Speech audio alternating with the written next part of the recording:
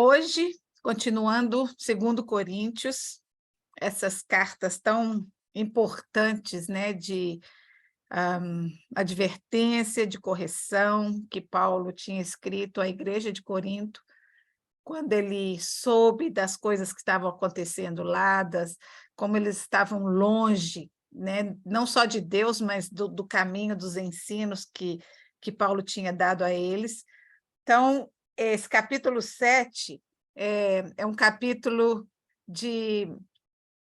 É gostoso ver assim, como que Paulo realmente estava emocionalmente conectado, ligado a essas pessoas a quem ele tinha levado o evangelho. Não só a igreja de Corinto, mas a de Éfeso, a de Tessalônica, cada povo, a cada lugar que ele plantou uma igreja, ele se preocupava, ele queria que aquela igreja mantesse fiel, né? Ele queria ter certeza que eles iam se reunir todos outra vez no céu quando Jesus voltasse, ou quando eles morressem e estivessem lá, né?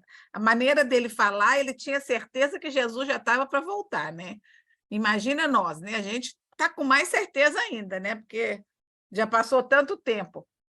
Então, vamos ler aqui o que ele fala. O título que eu coloquei fala que Paulo se alegra pelo arrependimento dos Coríntios, da igreja de Corinto, né? E eles se arrependeram de uma maneira visível, né? Não só na maneira que eles mudaram de comportamento, como na maneira que eles tratavam a Paulo. Então, o versículo 1 diz assim: Amados, visto que temos essas promessas, purifiquemo-nos de tudo que contamina o corpo, e o espírito aperfeiçoando a santidade, o corpo e o espírito, né, aperfeiçoando a santidade. Aqui esse corpo, né, muitas vezes quando Paulo menciona, ele mencionou antes, se relacionando ao corpo terreno, né, esse corpo que, como a gente já viu antes, se decompõe, esse corpo que fica doente, fica velho, né? Então ele quer que a gente aperfeiçoe, né? E purifique, que a gente se purifique das coisas que contaminam esse corpo, né? Então, por exemplo, o que contamina o corpo? Comida que a gente sabe que faz mal, droga, cigarro, excesso de álcool, né? Preocupação contamina a mente, que é parte do corpo, né? Ansiedade, medo. Então, é para a gente aliviar a nossa vida desse tipo de coisa que vai causar o espírito entristecer e ficar fraco, né? Então, ele fala aperfeiçoando a santidade no temor de Deus, né? A gente tem falado muito sobre santidade. Paulo falou muito sobre santidade. Às vezes a gente passa a vida inteira, né, sendo religiosa, sendo cristã, e a gente entende que santidade é coisa para um grupo separado de pessoas, né? E Paulo está dizendo aqui que é para todos os cristãos. Todos nós que servimos a Deus devemos buscar a santidade, porque Deus é santo, e só aqueles que buscam a santidade vão poder chegar na presença dele, né? Não pode, coisa que não é santa não vai chegar nem perto de Deus, né? E o nosso gol, o nosso objetivo como cristão é estar face a face com ele, é um dia estar na presença dele, né? Paulo escreve também sobre a necessidade de nos separarmos das influências mundanas, né? Então, assim, não é que a gente vai agora viver numa caixinha, viver de beata só na igreja, não. A gente deve fazer parte, a gente deve ter uma vida social. A Bíblia diz que nós somos o sal da terra, nós somos a luz do mundo. Mas eu estou no mundo, eu não sou do mundo, né? Eu estou aqui com uma missão. A minha missão é levar o evangelho, é ser luz, é levar esperança. Quando você vê uma pessoa triste, desanimada, leva aquele ânimo, leva aquela esperança que só Deus na gente pode levar, né? Então, é isso que nós estamos aqui. E a gente se contaminar, o que é a gente fazer? Você encher a sua cabeça. Eu já falei aqui antes, que na minha casa, minha avó não deixava a gente assistir nada de televisão, que fosse filme de terror, que fosse de muito sexo, que as novelas lá do Brasil, então, era uma coisa assim, raramente a gente podia assistir lá em casa, porque ela falava que aquilo não edificava, não tinha nada bom que pudesse fazer com que a gente crescesse, com que o que a gente ia aprender ali era besteira, era coisa que não ia ser boa para a gente, né? Então, ela rejeitava totalmente isso. Então, assim, tem várias influências que a gente... até estava pensando nisso essa semana com relação ao JT, e uma vez uma amiga minha estava falando assim, se anda como um pato e faz quá-quá como um pato, então é um pato, né? Então, se você está vivendo um tipo de vida que está de acordo com as pessoas que você está cercada, a Bíblia diz que as más companhias corrompem os bons costumes, né? Então, a gente acaba sendo aquilo que a gente vive, né? Então, a gente vai assimilar os comportamentos das pessoas que a gente convive, né? E eu notei isso muito no JT. Ele mudou completamente quando ele começou a andar com um determinado grupo de pessoas. Hoje eu olho para ele, ele é igualzinho àqueles outros. Por quê? Porque andou tanto que até o jeito de andar está igual, sabe? Então, assim, quando a gente estuda a palavra de Deus, quando a gente busca a Deus, os nossos valores, o status da nossa mente tem que ser alto, sabe? A gente tem que viver, como Paulo falou há 2 capítulos atrás, que a nossa mente tem que pensar nas coisas lá do alto, não nessas que estão aqui, né, em volta da gente. E eu acho que isso acontece com a maturidade. Hoje em dia, cada ano que passa, eu estou mais seletiva com minhas amizades, sabe? Eu não quero um bando de gente falando batatinha, não me satisfaz. Eu quero que os meus encontros de amizade sejam, sabe, edificantes, que a gente divirta, que a gente curta, que a gente sorria, né? Mas também que tenha aquele momento ali uma troca de experiência, uma coisa agradável, uma coisa que vai enriquecer a nossa vida, né? Então, eu acho que a gente tem que estar atento a essas influências à nossa volta. Paulo fala da purificação, né? Existe uma purificação que só Deus pode fazer, né? Que é aquela que ele mandou Jesus descer aqui para nos perdoar, para lavar o nosso pecado.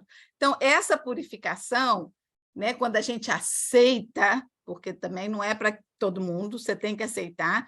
Então, essa purificação, Deus faz em nós, né? É um presente de Deus e ele limpa e ele purifica, mas a partir daí nós temos que buscar a santificação, né? Vai depender da minha vontade de querer ser diferente, da minha vontade de querer seguir a Deus, da minha vontade de querer estudar essa palavra e absorver os ensinamentos dela, né? Então, isso é meu dever, isso é a minha parte, é o meu esforço de purificar a cada dia. O que eu fiz ontem, o Espírito Santo me convenceu de que aquilo não era bom, eu vou tentar não fazer hoje, né? Vou fazer, às vezes a gente acaba errando um monte de vezes, até a gente acertar, mas é aquela consciência de que eu quero, meu Deus, sabe? Me ajuda, né? Igual aquele homem que faltou fé, né? Eu tenho fé, mas me ajuda na minha falta de fé, né? Então, é assim, eu quero, mas me ajuda na minha fraqueza, né? Ajuda que eu não dou conta de ficar calada quando alguém fala uma coisa que eu fico com raiva, ou qual seja a sua fraqueza, cada um de nós tem uma debilidade em determinada área, né? Às vezes, é mais fácil lidar com o que contamina o corpo do que com o que contamina o espírito. Isso eu achei muito interessante, né? Porque o que contamina o corpo, um assassino, um viciado em drogas, qualquer que seja aquele pecadão que a gente vê, né, na cara, assim, é fácil de identificar, mas a gente não vê o que está dentro, né? E a gente viu na vida de Jesus essas pessoas que eram pecadoras, assim, declaradas, né?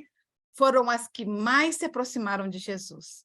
E aqueles que tinham o rótulo de santo, de sacerdotes, de tudo isso, eles rejeitaram, eles afastaram, eles queriam calar a Jesus. Mas Deus conhece a nossa mente. E a gente estudou na semana passada, quando a gente falou sobre o céu, eu achei tão interessante, porque Deus vai julgar os motivos né? A gente, quando estudou do julgamento para os cristãos, né? Porque vai ter o julgamento do trono branco para os que não são cristãos, e a justiça de Deus para nós, que a gente falou sobre os prêmios, né? Que vão ser entregues, que a gente não vai ficar com inveja do outro. Mas uma coisa que eu escutei ontem no estudo, numa mensagem que eu escutei, eu achei tão lindo, porque assim, até aquela pessoa, o Billy Graham, para mim, né? Para mim, o Billy Graham é aquele assim, que eu acho que foi, na minha existência, a pessoa que mais refletiu Jesus que eu conheço, né? E quando ele chegou no céu, imagina assim, o tanto de galardão, o tanto de prêmio que Deus tinha para ele, né? Mas a Bíblia diz que depois que a gente receber todo aquele prêmio, a gente não vai colocar numa prateleira, a gente vai chegar e entregar aos pés de Jesus, porque foi só por causa dele que a gente recebeu isso, né? E aí ele falou uma coisa que me convenceu, assim, meu coração ficou tão apertado, que ele falou assim: qual vai ser o tamanho do que você vai entregar nos pés de Jesus? E isso, gente, pesou forte, porque Deus está vendo, não é as caridades que eu estou fazendo, Ele está vendo o motivo do meu coração. Então, quando a gente chegar lá e receber esses prêmios, entregar aos pés de Jesus, toma, Senhor, é teu, né? Eu quero estar com a mão cheia, mas a gente só pode fazer isso enquanto a gente tem vida. A gente não vai poder acumular nada depois que a gente morrer. Então, hoje é o nosso dia, hoje é o seu dia, hoje é o meu dia, sabe? De pedir a Deus que pondere, que nos ajude a ter os motivos certos pelas nossas ações, né? Que Ele nos ajude a estar no lugar certo que Ele quer para nós. Né, gente, é muito sério isso, eu acho tão... Eu fico tão maravilhada, sabe? Assim, é a Bíblia viva falando com a gente, convencendo e chacoalhando a gente, cada dia com uma coisa nova, né? Isso, para mim, essa semana vai ficar. Cada vez que eu fizer alguma coisa, sabe, eu vou querer realmente que o meu motivo seja correto. Não é para orgulho meu, não é para alguém ver que eu sou boa, não é porque eu estou com medo, né? Igual eu falei semana passada, eu não quero ir para o céu porque eu estou com medo do inferno, eu quero ir para o céu porque eu quero ficar ao lado de Deus, né? Eu quero estar ao lado dele, ele é a razão da minha vida. Então, essas coisas que a gente só conhece estudando a palavra, né?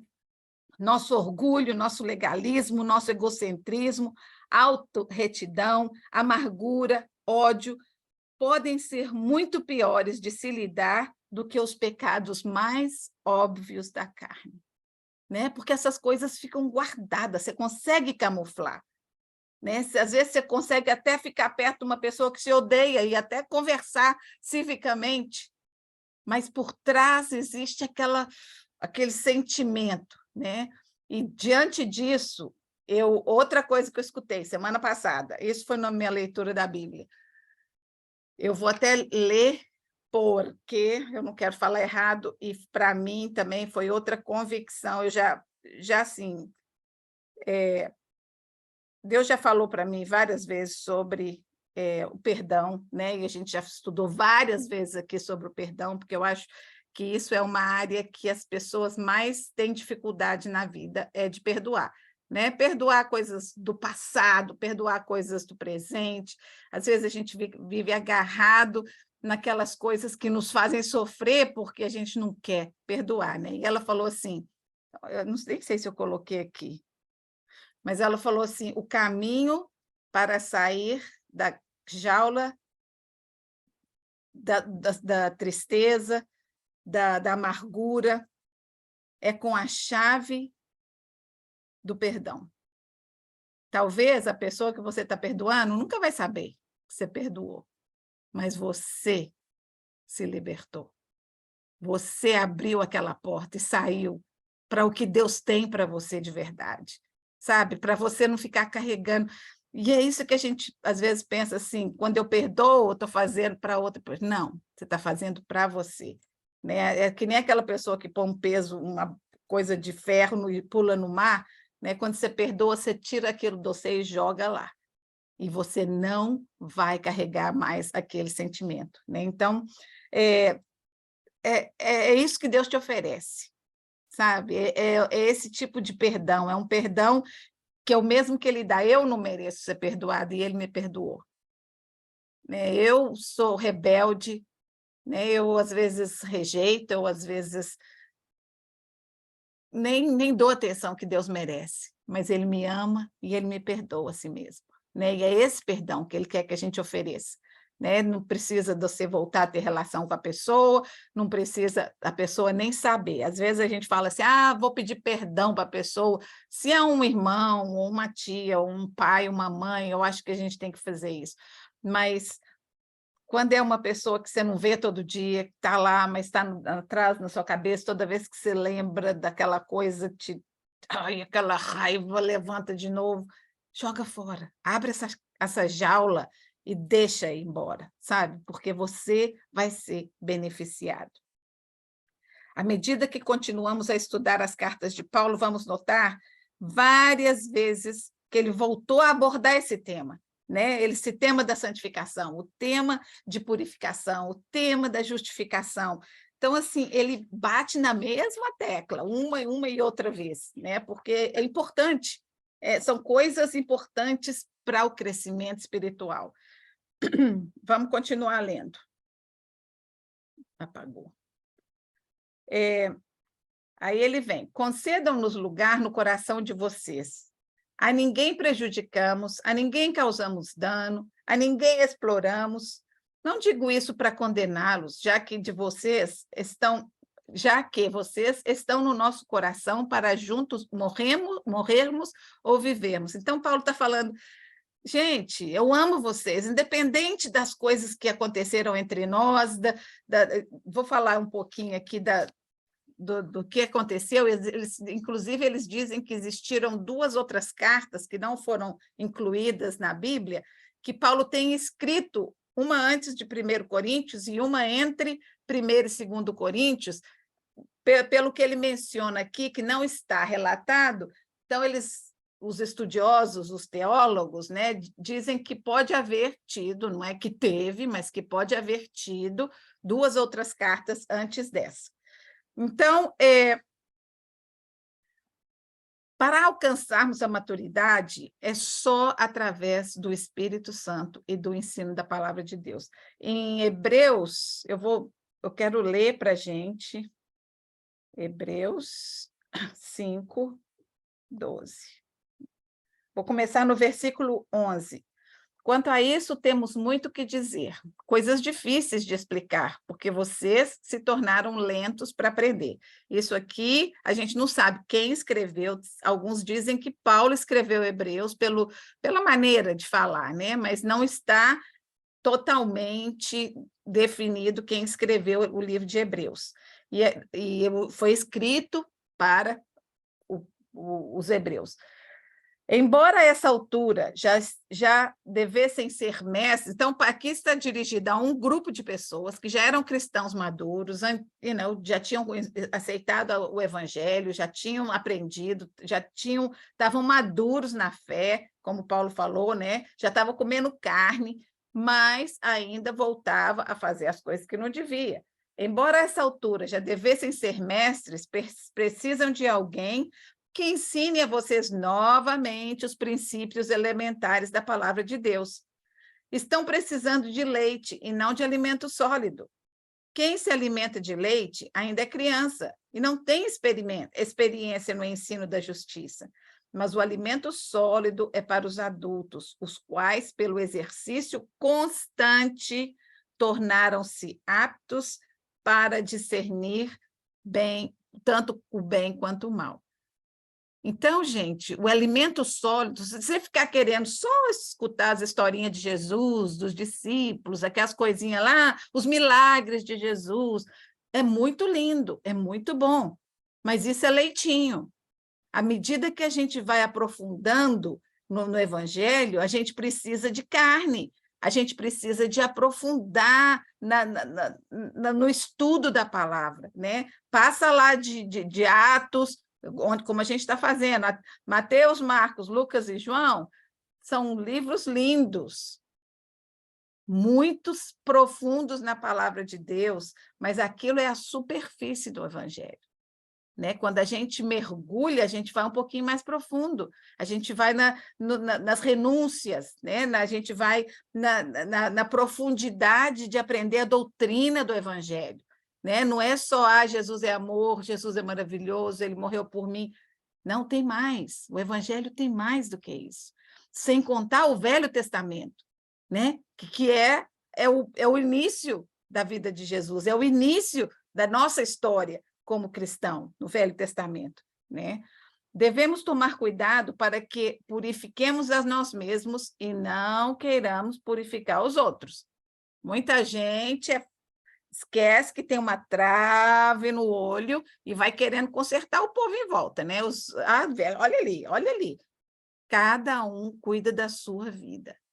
Cada um cuida do seu coração, cuida da sua mente, cuida dos seus motivos. E deixa o outro quieto. Deus vai tratar com ele. Deus vai tratar com cada pessoa. Mas eu e você temos a responsabilidade de tratarmos do nosso coração. Né? Jesus mesmo falou, tira primeiro a trave do seu olho para depois, sei lá, tirar o cisco do olho do vizinho. Né? Cada um é responsável diante de Deus pelas suas ações. Até os nossos filhos, que às vezes a gente quer carregar, né, a vida inteira, eles vão ter que responder, eles mesmos, diante de Deus. Né? Não vai adiantar, mas a minha mãe, ela ia no estudo bíblico toda quarta-feira, a minha mãe sabia a Bíblia, ela lia todo dia. Well, que bom para ela, né? E você, qual é a sua parte? Né? Cada um tem que se apresentar diante de Deus. Continuando o seu apelo, Paulo pede que eles abram o coração, né? Que haja aquele perdão, que haja aquele entendimento de que os motivos de Paulo em corrigir essa igreja tão severamente era amor. Né? Paulo estava interessado na alma deles. Eu já falei aqui várias vezes, quanto mais você gostar de um amigo ou de um familiar, mais você vai querer falar de Jesus para essa pessoa, porque você vai querer passar a eternidade com ela. Você não vai querer largá-la para trás. Né? Paulo confrontou os cristãos sem condená-los. Né? Ele chamou a atitude deles, ele falou que estava errado, ele falou que não estava certo, ele ficou bravo, mas ele não condenou os cristãos da igreja de Corinto, ele mostrou que ele amava, que ele estava corrigindo como pai. Outra coisa que eu achei interessante, que eu escutei essa semana, quando um filho nosso, né, faz alguma coisa, eu nunca tive que enfrentar assim, cara a cara, um erro tão grande que tivesse comprometido, né, a vida do jeitinho. Ele está escolhendo o caminho dele, mas está para lá, mas enquanto esteve aqui em casa. Mas, por exemplo, se você tiver que confrontar o seu filho por uma coisa errada que ele faça, né, você vai confrontar, você vai dizer o erro, mas você vai dizer, você continua sendo dessa família. Nós continuamos te amando, você não vai ser jogado para fora da família. Né? E era a mesma coisa que Paulo estava dizendo. Esses cristãos, apesar de tudo que eles pisaram na bola, eles continuavam a pertencer à família de Cristo. Então, eles tinham que se comportar como membros daquela família. Né? E é isso que a gente espera dos nossos filhos, né? Que eles comportem de acordo com os valores que a gente ensinou. Ele diz, tenho grande confiança em vocês, e de vocês tenho muito orgulho. Minha alegria transborda em todas as tribulações. Deixa eu voltar lá para Coríntios. Coríntios 7. Então, aqui, ó, tenho no versículo 4. Sinto-me bastante encorajado, minha alegria transborda em todas as tribulações. Então, aqui a gente vê que houve uma transformação na igreja de Corinto e que ele ficou feliz e que ele falou, nem importa todas as tribulações que eu passei, todas as tristezas que eu passei, não importa. Eu estou feliz porque vocês se arrependeram, porque vocês têm... abriram os olhos, né, para a verdade do evangelho. Agora a gente vai ver como que ele ficou sabendo da mudança do povo lá, né? Então, a gente vai fazer uma recordação aqui um pouquinho, porque ele fala aqui, no versículo 5, pois quando chegamos à Macedônia não tivemos nenhum descanso, mas fomos atribulados de toda forma e tal. Aí ele fala, Deus, porém, que consola os abatidos, consolou-nos com a chegada de Tito. Então, a gente vai ver um pouquinho aqui por que a chegada de Tito foi tão importante para Paulo. Né? Tito era um cooperador, um companheiro de viagem de Paulo. E lá em 2 Coríntios, nós vamos, no capítulo 2, nós vamos lá, porque é importante a gente lembrar. A gente vai estudando tanta coisa que não dá para registrar tudo, né? No versículo 12, diz assim, quando eu cheguei a Troade para pregar o evangelho de Cristo e vi que o Senhor havia me aberto uma porta, ainda assim não tive sossego em meu espírito, porque não encontrei ali meu irmão Tito. Então, por alguma razão, Antes, Tito tinha marcado de ir encontrar com Paulo e, por alguma razão, ele não foi. E isso preocupou a Paulo. Tá? Então, quando ele chegou lá, Tito não estava e ele ficou muito preocupado por isso. Então, eu vou aqui nessa parêntese aqui azul, eu coloquei um pouquinho do resumo. Né? As coisas estavam indo mal entre os cristãos de Corinto. E, numa tentativa de colocá-los no caminho certo, Paulo fez uma visita rápida, não planejada, que só pareceu piorar as coisas. À vista do que causou tristeza, mencionada lá no 2 Coríntios 2:1, lembra que ele falou, por isso resolvi não fazer outra visita que causasse tristeza. Está lá no capítulo 2, do versículo 1. Após o fracasso dessa visita, Paulo decidiu não visitar Corinto novamente, em pessoa. Na época, mas enviou Tito. Então, Paulo tinha enviado Tito com eles com uma carta de repreensão, que talvez seja antes dessa de 2 Coríntios. Paulo estava muito preocupado sobre como os coríntios iriam receber a carta, se ela os faria voltar para Jesus ou apenas os deixariam furiosos e os afastariam ainda mais. Então, aqui a gente vê que Tito retornou com notícias boas e Paulo ficou feliz. Então, vamos continuar lendo. 7. Ele diz assim, vejam... não, tudo muito longe. Deus, porém, que consola os abatidos, consolou-nos com a chegada de Tito, e não apenas com a vinda dele, mas também com a consolação de que vocês lhes deram. Ele nos falou da saudade, da tristeza e da preocupação de vocês por mim, de modo que a minha alegria se tornou ainda maior. Então, os irmãos de Corinto haviam perdoado a Paulo, né? Estavam com saudade dele, estavam preocupados por ele. Então, isso deu a ele grande alegria. Podemos perceber que houve conflito no coração de Paulo antes de enviar dessa carta. Né? Ele falou, não sabia se vocês iam ficar mais bravos ou se ia causar um arrependimento. Né? Então, Paulo estava em conflito durante esse tempo. Eu fico imaginando assim, às vezes a gente pensa nesses, né, pregadores do Evangelho, Paulo, os apóstolos todos, e a gente pensa no sofrimento físico, né, nas perseguições que eles tiveram, mas ele também tinha muita luta espiritual, mental, os conflitos que tinha entre pessoas, eles se envolviam, não tem jeito. Eu, às vezes, fico vendo esses filmes de médicos, de policiais, eu não podia ser nada disso, porque eu logo me envolvo, eu logo fico com dó das pessoas, e eu acho que Paulo era um desses. E é isso que o ministro cristão tem que ser. Né? Ele tem que ser um pastor. O que é um pastor? Ele se compadece das ovelhas, a ovelha é o bichinho mais burro que existe na face da terra, e ele tem paciência, ele se envolve, ele larga todas para buscar uma que perdeu. E por isso que a Bíblia não chama os mestres, né? os pastores de doutores ou de isso.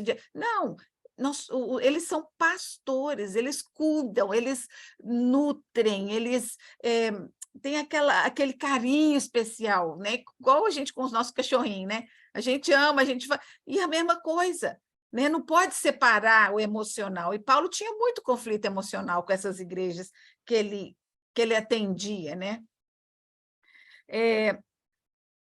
A sua carta havia causado aos cristãos de Corinto uma tristeza que produziu arrependimento e mudança.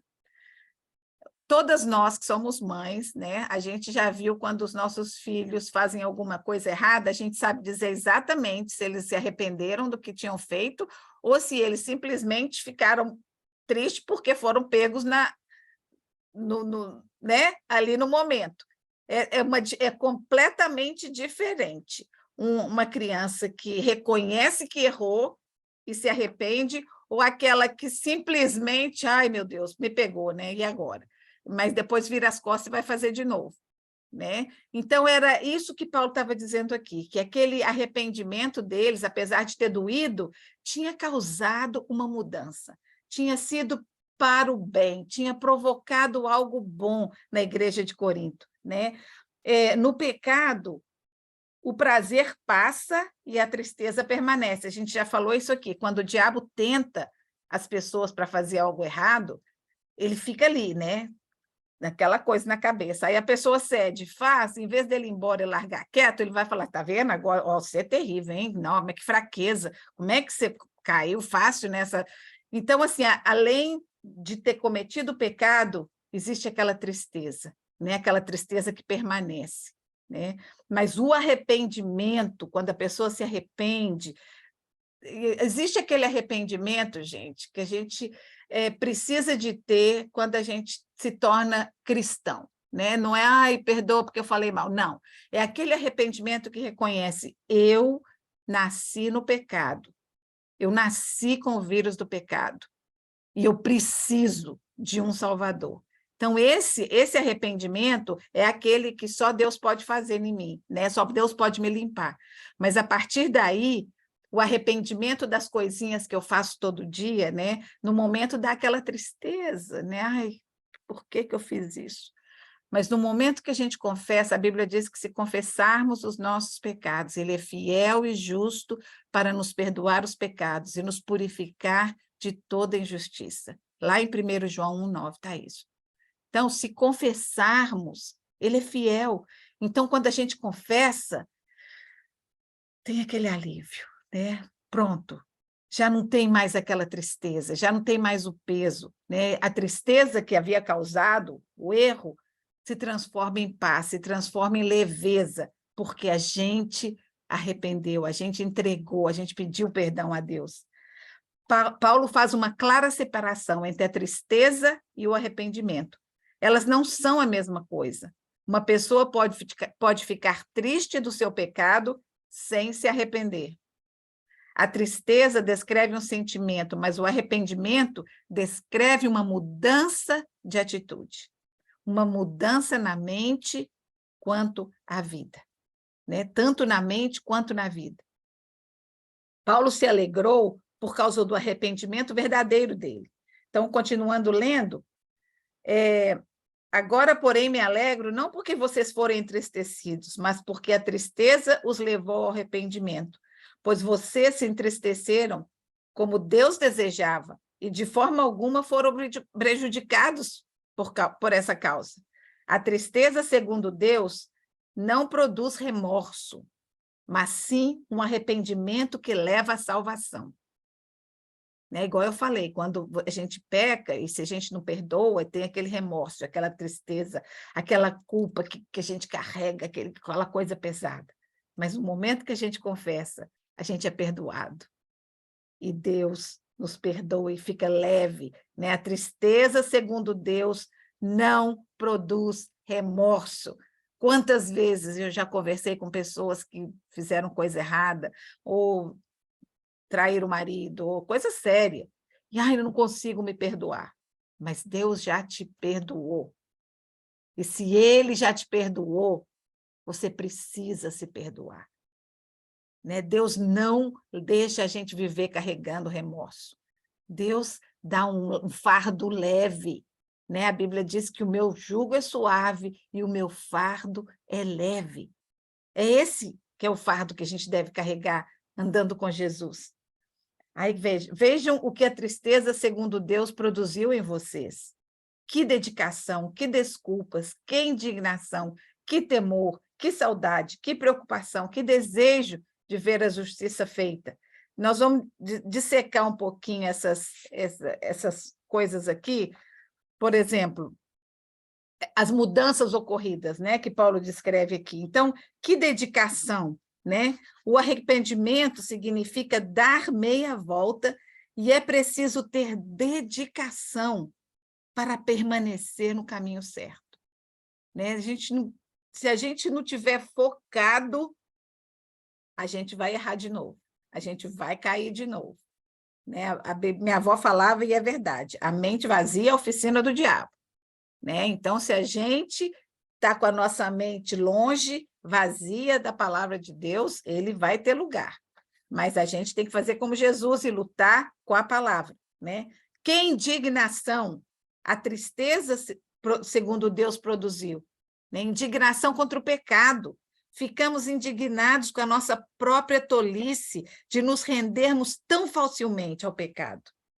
Este é o tipo de atitude que faz com que o arrependimento dure. Quando eu fico com raiva, por que eu errei de novo? Por que eu fiz isso outra vez? Né? Essa indignação. Que temor! Este é um temor, um cuidado para que não caiamos novamente no mesmo pecado. Paulo aqui não está falando daquele temor de Deus que a gente já falou várias vezes, né? De reverência, de respeito, né? Mas do temor assim, eu tenho que resistir, né? Eu tenho que ter medo. E esses dias eu também aprendi outra coisa, que a gente precisa temer a Deus, temer de ter medo, sabe? Porque ele é juiz, ele é juiz. A gente não tinha medo do nosso pai, de como que ele ia nos repreender, né? A gente precisa, é parte do temor de respeito, de reverência, é realmente respeitar o suficiente para não querer receber as consequências, que às vezes é das nossas próprias falhas, né? Que saudade! Olha só, aqui ele tinha falado que Tito falou para ele que os irmãos de Corinto estavam com saudade dele. E isso quer dizer o quê? Que havia reatado o relacionamento, que haviam perdoado, que eles estavam dispostos outra vez a voltar àquele relacionamento gostoso. Então, Paulo estava feliz que eles estavam com saudade dele, né? Porque houve perdão, houve reconciliação. Que zelo! O zelo é a preocupação em seguir a vontade de Deus para as nossas vidas. Que desejo de ver a justiça feita. Fomos vindicados como cristãos, mesmo tendo pecado, mesmo havendo sido pecadores, mesmo ignorando a palavra de Deus, mesmo ignorando o Filho de Deus. Ele nos recebe, né? Ele nos recebe se a gente reconhece. Ninguém pode duvidar disso, porque o cristão não é avaliado com o propósito de ver se peca ou não peca, mas de ver se ele se arrepende ou não, né? Porque pecar, todos nós vamos pecar. O mais santo de todos vai pecar, né? Jesus falou que João Batista não existe ninguém depois dele, nem antes dele, maior do que ele. Então, no status de Jesus, João Batista foi o homem mais santo que teve, né? E ele também foi humano, ele também pecou, né? Quando as pessoas quiseram prestar a ele culto ali, enjoelhar, ele falou, não, espera, vem depois de mim aquele que nem eu sou digno de atar as sandálias, né? Então, até João Batista, todos nós somos pecadores, mas o que nos mede diante de Deus é a nossa atitude de arrependimento. Gente, estou lendo o Velho Testamento, estou em Jeremias, Isaías, ali assim que Deus mandava profeta e depois de profeta, pedindo ao povo que se arrependesse, que ele ia mandar destruição se eles não se arrependessem, né? E assim, às vezes a gente fala assim, mas Deus era muito bravo, mas Deus era... Não era, não. Gente, demorou mais de 200 anos para que Deus cumprisse aquelas coisas que ele tinha prometido. Por quê? Porque o povo quebrou as leis, quebrou o covenant, o acordo que eles tinham feito. E Deus deu chance, e deu chance, e deu chance. 200 anos de paciência. Você tem 2 dias de paciência com alguém?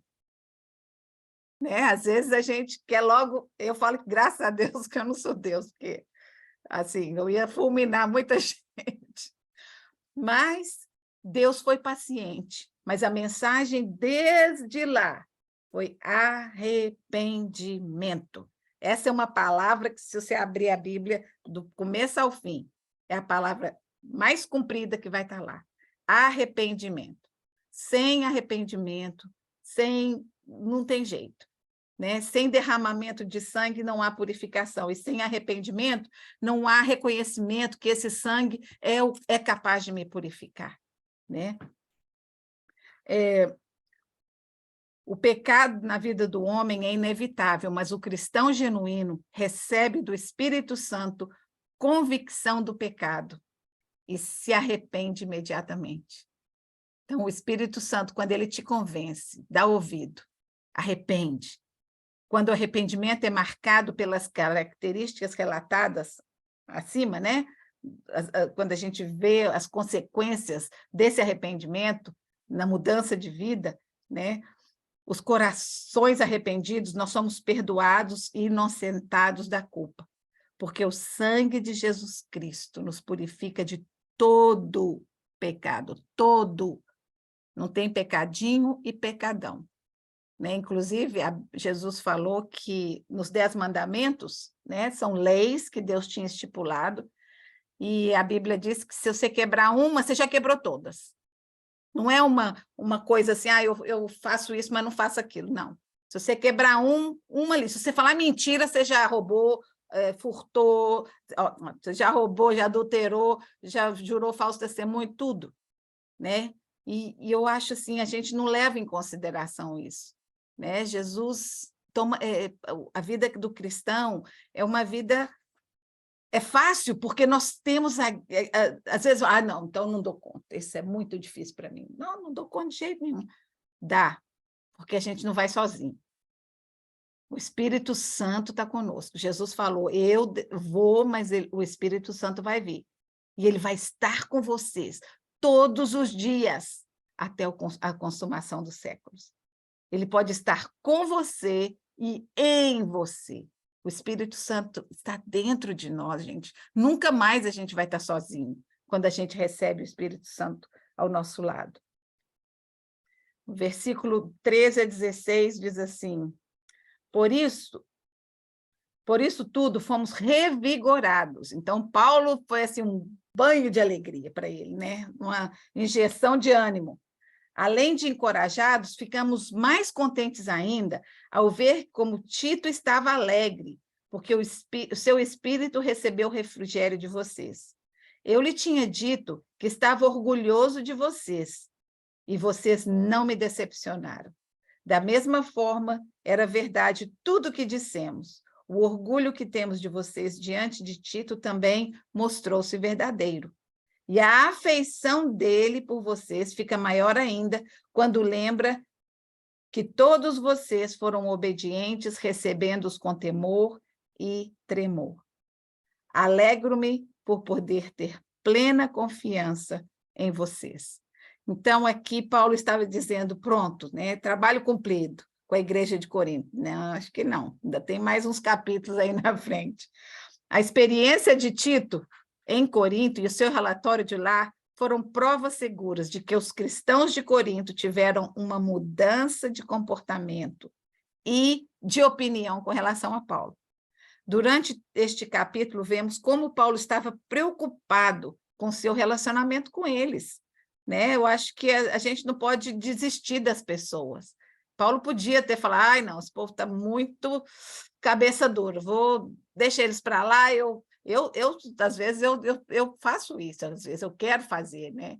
E eu tenho aprendido muito com Paulo, sabe? A gente não pode desistir, Deus não desiste de nós, né? Jesus não desistiu, ele foi até o fim, por todas aquelas pessoas ali, ó, inclusive, eu tenho certeza que tiveram muitos daqueles que estavam ali, os guardas que levaram Jesus, que açoitaram a Jesus, eu tenho certeza que muitos deles receberam perdão. Muitos deles reconheceram que Jesus era o Filho de Deus e se arrependeram do que estavam fazendo, né? Ao mesmo tempo que Paulo amava e cuidava da vida espiritual dos irmãos de Corinto, ele também os repreendia quando necessário. Assim, ao elogiá-los, ele os conquista, pois antes havia tido que lidar com eles duramente, né? Então, ele estava elogiando a mudança de comportamento. O Espírito Santo, através da Bíblia, nos ensina e nos corrige, se nos deixarmos ser ensinados, né? A gente sabe que o Evangelho é uma mensagem poderosa, mas é uma mensagem opcional, né? As pessoas têm livre-arbítrio de escolher ou não, né? De seguir ou não. Deus não força ninguém. Devemos estar sensíveis e abertos à repreensão, ao ensino e à instrução do Espírito Santo. Percebi que no capítulo de hoje, Paulo não desistiu de insistir para que os cristãos de Corinto não só se acertassem com Deus, mas também resolvessem seus relacionamentos entre eles e com o próprio Paulo. E você? Tem algo que deve ser resolvido com Deus ou com um amigo, um familiar? O versículo de hoje, que eu quero deixar que a gente mastigue durante a semana, é esse: porque a tristeza que Deus quer que vocês tenham leva a pessoa a arrepender-se, fazendo-a mudar de coração e de vida. Isso conduz para a salvação, e nós não podemos nos arrepender disso. Porém, a tristeza do mundo conduz à morte. Foi aqui que eu coloquei, ó, o negócio da jaula do perdão. O caminho para sair da jaula da amargura, tristeza e ressentimento é com a chave do perdão. Provavelmente não fará nada para a pessoa que você está perdoando, mas abre uma ampla porta para o seu crescimento e aprendizado. Nenhum de nós merece ser perdoado, mas Deus estendeu o seu perdão a mim e a você. A falta de perdão nos mantém atados ao passado e nos previne de mover adiante. Que Deus abençoe. Hoje parece que a lição ficou em volta do perdão, né? Então, se tem alguém aqui hoje que precisava de ouvir isso, a gente precisa tomar uma ação com relação a isso, né? Eu não achei que ia ficar tão focada no perdão, mas acho que é isso que Deus quer falar hoje. Quem sou eu para mudar, né? Então, que Deus abençoe cada uma de vocês.